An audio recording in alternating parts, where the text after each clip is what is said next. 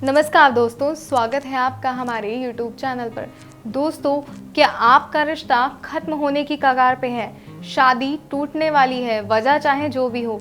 रिश्ता जब खत्म होता है तो दुख दोनों को ही होता है। ये तो बस कहने की बात है, हमारे मन की बात है कि सामने वाले को फर्क पड़ता है। बस कोई अपने दुख को जाहिर कर लेता है, कोई नहीं कर पाता। कोई कोशिश करके उस दुख को ख़त्म कर लेता है और कोई उस दुख के साथ जीना सीख लेता है। बस इतना ही होता है। ऐसे में हमें पता है कि हमारा पार्टनर कैसा है। अगर वो कुछ नहीं कर पा रहा तो हमें कोशिश करनी चाहिए कि हम उन दुखों को ख़त्म करें, हम उन परेशानियों को ख़त्म करें जो दूरियां बीच में आ गई हैं, जिस वजह से रिश्ते टूटने लगे हैं, उस रिश्ते टूटने की वजह को ख़त्म करें। और आज मैं वो तरीका आपके लिए लेकर आई हूँ जिसे अगर आप अपनाते हैं तो आप अपने रिश्ते को बचा सकते हैं, उस टूटने की वजह को ख़त्म कर सकते हैं। जी हाँ, अपने रिश्ते में प्यार को दोबारा जगा सकते हैं। दोबारा आप अपने रिश्ते में प्यार को पैदा कर सकते हैं, अपने आप को, अपने जीवन को खुशहाल बना सकते हैं, क्योंकि प्यार के बिना तो कुछ भी नहीं है। चाहे हमारी प्रेमिका है, हमारा प्रेमी है, रिश्ता कोई भी है, प्यार हर रिश्ते में होता है। और ये प्यार जब ख़त्म होता है तो दुख बहुत होता है। तो आज इसी दुख को ख़त्म करने के लिए हम आए हैं, एक ऐसा उपाय लेकर जो बहुत ही अचूक है, बहुत ही सरल है। तो आइए बताते हैं कि सरल और अचूक उपाय। तुलसी के पत्ते से वशीकरण तो आपने सुना होगा। कि आपने सुना है कि तुलसी के डंडी से, तुलसी के पेड़ की जो ये डंडी होती है, टहनी ये होती है, इससे वशीकरण हो सकता है। आज इससे वशीकरण लेकर आई हूँ मैं आपके लिए, जो बहुत ही सरल है, बहुत ही प्रचंड है। तो आपको चाहिए तुलसी के पेड़ की जो डंडियाँ होती हैं वो चाहिए। इस तरीके से आपको ये देखिए 5 डंडियों की आवश्यकता होगी।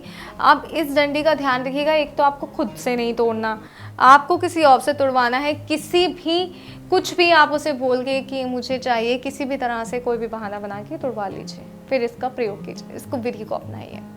उसके बाद जब आप ये तोड़ लेंगे तो आपको इसके साथ क्या चाहिए, आपको चाहिए थोड़ी सी, आपको रोली चाहिए, थोड़े से चावल चाहिए और आपको हल्दी की आवश्यकता होगी थोड़ी सी।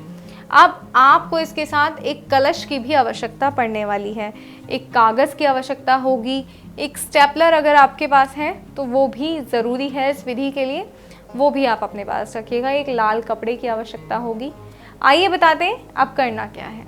आपको करना क्या है, आपको ये जो तुलसी की डंडियाँ हैं, इन पर आपको इस तरह से रोली चावल लगाना है और हल्दी भी लगानी है। जी हाँ, ये देखिए, ऐसे आपने इनको रोली चावल हल्दी सब इस पे लगा लेना है और मंत्र का उच्चारण करना है। 11 बार आपको मंत्र का उच्चारण करना है। ये सब लगाने के बाद, इसके बाद आपको एक धागे की मदद से इन सब को बांध लेना है। ध्यान रखिएगा, सारी डंडियों को बांधना है एक एक करके, जैसे हम माला बनाते हैं इस तरीके से आपको इस डंडियों को बांध लेना है। इस तरीके से, जैसे एक डंडी मैंने बांध के आपको दिखाती हूँ,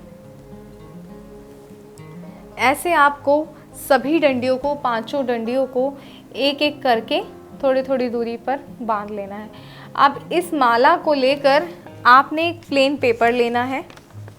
प्लेन पेपर पर आपको इस माला को स्टेपलर की मदद से चिपका देना है। जी हाँ, आप इसको फोल्ड करना है, आपने अच्छे से फोल्ड कीजिए बराबर साइज से, कि जो डंडियाँ हैं वो टूटे ना, बिल्कुल कुछ नहीं होना चाहिए। और आपको जो है वो मंत्र बोलते हुए ही ये सारा कार्य करना है, उस व्यक्ति का ध्यान करना है जिसे आप वश में करना चाहते हैं। और अब ये कागज़ आपको लाल कपड़े के अंदर बांध देना है। एक लाल कपड़ा लीजिए, उसमें इस कागज़ को पूरी तरह से बांध दीजिए। ऐसे बांध कर एक जो कलश मैंने आपको बताया था, इस कलश में इसको डाल दीजिए। सारा कार्य मंत्र उच्चारण के अंदर ही करना है। 11 बार आपको मंत्र का उच्चारण करना है। जब आप ये कर लेंगे, बांध लेंगे, उसके बाद आपको ये इसमें डाल देना है। उसके बाद आपको कपूर की सहायता से, जी हाँ, कपूर की सहायता से आपको इसे जला देना है। ये पूरी तरह जल जाना चाहिए, इस बात का खास तौर पर ध्यान रखिएगा।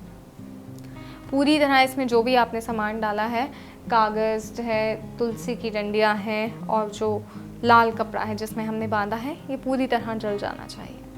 इसके जलने के बाद जब ये जल जाएगा तो आपने इसकी राख को ले जाकर इस कलश के समेत आपने बहते हुए जल में प्रवाह कर देना है। बहते हुए जल में जब आप इसे प्रवाह कर देंगे, उसके बाद आप देखेंगे कि आपने जो मंत्र का उच्चारण किया था वो मंत्र कितना शक्तिशाली था, ये विधि कितनी ताकतवर थी कि आपका जो प्यार है वो आपके पास लौट आया है। आपकी शादी जो टूटने की कगार पे थी वो वापस से जुड़ गई है। वापस से आपके रिश्ते में प्यार दोबारा आ गया है।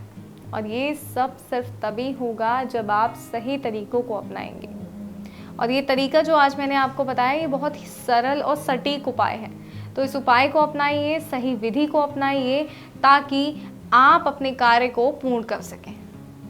बिना समय बर्बाद करे मंत्र प्राप्त कीजिए।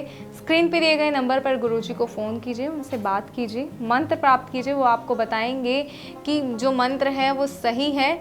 उस मंत्र को प्राप्त कीजिए। ग्रह और राशि के हिसाब से सबके मंत्र अलग अलग होते हैं, तो अपना ग्रह और राशि के हिसाब वाला मंत्र प्राप्त कीजिए।